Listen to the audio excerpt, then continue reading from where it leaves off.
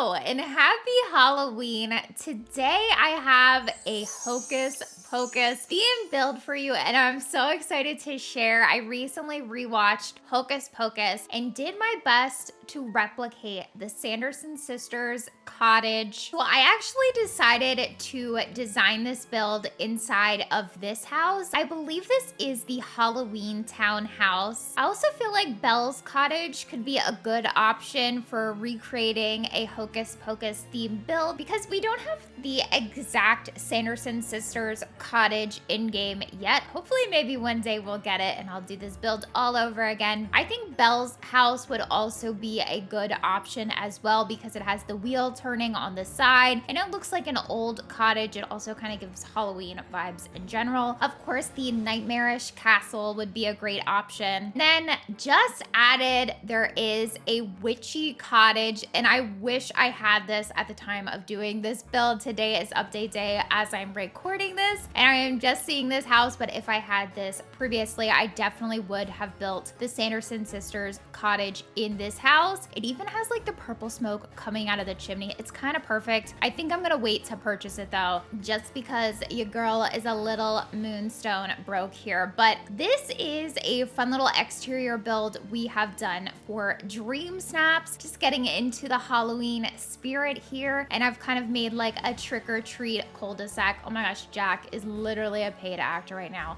But yeah, we have Goofy's house, the Halloween townhouse, and the fairy godmother's house. And yes, it is a bit chaotic and cluttered at the moment, but it is really good for Dream Snaps. So let's go ahead and check out the inside of this Hocus Pocus theme build in the Halloween townhouse. All right, so here we are in the main room. Now, I actually decided to make this version of the cottage where it's kind of like years later when it's more of a museum. So at the front of the Sanderson Sisters Museum, we of course have a cash register so that you can purchase your tickets, pay that admission, and also buy any souvenirs on the way back. You know, maybe they sell black flame candles to go.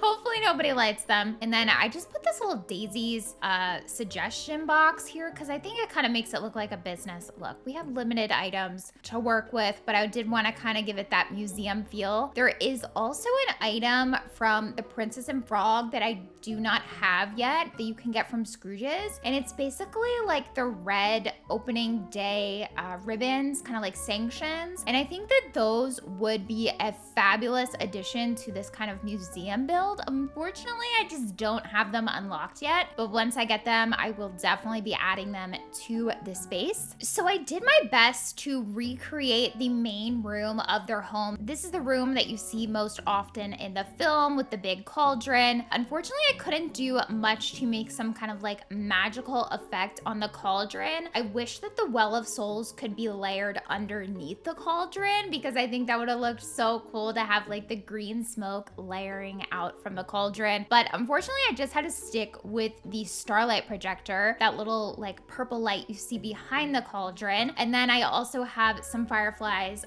floating above the cauldron just to give it more of a magical, mystical effect. Now here in the front, I also added a grate along the cauldron. Of course, we have the infamous book on display. And then we see the three sisters, Mary, Winifred, and Sarah there as well. I just used a few mannequins and did my best to make them look like the sisters. And then of course we have the black flame candle here. Lots of little potions, lots of little witchy doodads to explore in this room. I thought that these rustic chandeliers and the tree branch candelabras were perfect along with the floating candles. Look, they have so many candles lit in their house.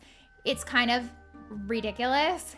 So you really can't add too many candles if you're trying to do like a Hocus Pocus build, okay? That's the moral of the story. Lots of more little witchy things, lots of little potions, tea kettles, the mortar and pedestal. Of course, I had to put in a bunch of pumpkins. Back here is kind of like a little sitting area, just giving it more of like that homey feel because they do still like they did live here. So I wanted it to feel a little homey, but definitely more spooky, witchy for them. I really wish wish we had some kind of like spider web item, because I think that on the wall or the ceiling would be so useful in this build. But yeah, lots of barrels. Really just wanted to give it that worn down, rustic, witchy vibe. So in the movie, they say that the Sanderson sisters sleep upstairs. However, we can't do upstairs in our houses. So for the 3 remaining rooms in the house, I decided to make a room for each sister. Let's check them out. So the first room on the left is actually Mary's room. I feel like she's more into like the gross things out of the 3 sisters. Or maybe she's just so into like pleasing Winifred. I think that her and Sarah have that in common. But Mary to me seems like she's more willing to do kind of like the gross things. I feel like she would be into like spooky spell ingredients and all the weird botany stuff. I feel like they make her do all the weird gross stuff is the point. So Mary has some interesting touches throughout her room. She's got lots of pumpkins, of course. That is generally a theme throughout the entire house. We can see her glancing out her window here. And then another job of Mary's, I guess, is like sniffing out the children. So I put tissues all over the ground as a nod to that, because I feel like with all of her sniffing, she probably has to blow her nose quite frequently. She's probably a little bit snotty, so hence all the snotty tissues on the ground. But yeah, this is Mary's a fun little room here. All right, let's make our way to the back room. This is Winifred's room. So Winifred, I kind of wanted to give her like the biggest, most grand room, because she tends to be like the lead sister in charge for sure. So I feel like she needed something a little bit more extravagant compared to the other sisters. So she has more of like a full-size bed and a bit more space in general in her room. Whereas the other sisters' rooms, I used bookshelves to kind of make their room feel a bit smaller. I'll show you that more in Sarah's room. So for Winnie's room, I gave her a grand bed. Here she is checking out her bookshelf. We know Winnie loves her book basically more than anything, so I had to display lots of books in her room. She has her little witch's room, a little sitting chair by the fire to plot and scheme. And then there's some little potion bottles on shelves behind the curtains. I really love these Mulan curtains. They're so useful. I kind of use them in most of my interior builds now. They're just so handy. But yeah, this is Winifred's little room. I really just wanted to showcase her love for the book and also have like a really more extravagant room compared to the rest of the sisters, but they still live in like a dingy cottage, so you can't really do all that much to make it fancy. All right, so let's make our way around this front room and get on into Sarah's room, which is the last room here. So here we are in Sarah's room. Again, I used bookshelves to make this room feel much smaller, and then I layered in a bunch of the Mulan curtains just to kind of conceal a bit of those bookshelves. But I really like how using the bookshelves, I was able to kind of change the shape of the room and make it feel a bit more interesting. It's almost like they have these little like window cutaways, and then like this is like their actual room. So I really liked how nicely that worked out. The bookshelves that I used are from the Frozen collection. They're the ones that have like either a plant or a bell on them, and they came in quite handy for this build, and they also matched perfectly with this thorny wallpaper, which was just excellent. And then I also had to mix in some of these thorny pillars, just kind of make everything blend together. I think it worked pretty well. So Sarah has her bed here, as well as a few like nautical kind of touches. I really just kind of wanted to go for a purple theme for her because she wears purple most of the film. Lots of little potions, of course, a mirror so that the sisters could admire their beauty before it quickly fades away.